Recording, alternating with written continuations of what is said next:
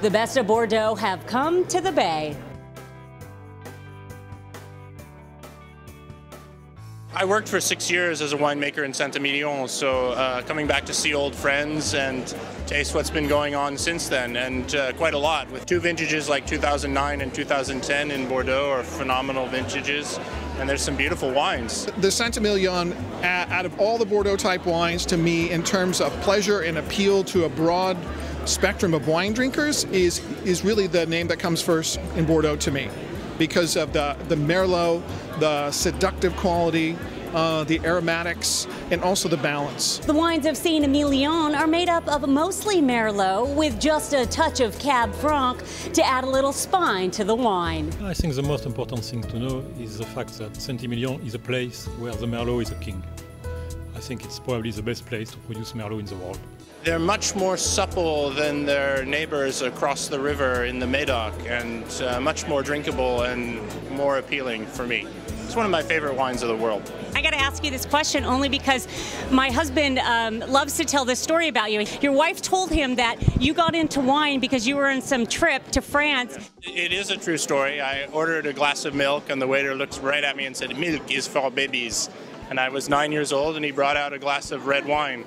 And that's how my love affair started with France and with wine. How are the personalities of the people in Saint-Emilion maybe different from the personalities of people on the left bank of Bordeaux or winemakers in California? Saint-Emilion is a place with a small estate.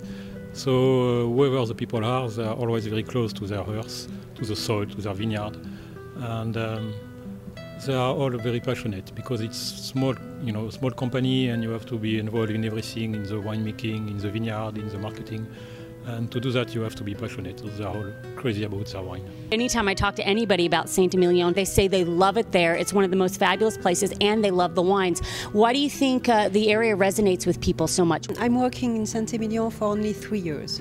Every day I come. Every day it's a new experience for me. Every day I'm in love with Saint-Emilion. Really, I mean it, because the place is different, the grapes and the colors and the chateau and people. And it's just wonderful. When you get them, you fall in love.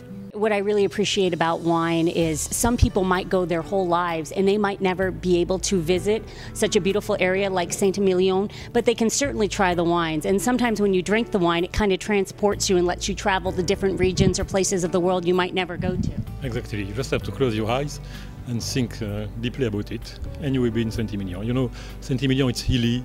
It's a small estate with a very nice house, but nothing very pretentious, always very discreet, but very charming. And I think our wine are also like that. They are very approachable, but with a good depth and a very charming wine. If there's something you would want someone to know about Saint-Emilion and the wines there that they wouldn't necessarily know by reading on a website or by trying the wines, I think they should know that in Saint-Emilion they are always welcome. It's not in the books, but they just have to send a little email to say, okay, we want to visit, and they will be very, very welcome. Santé? Santé. Santé!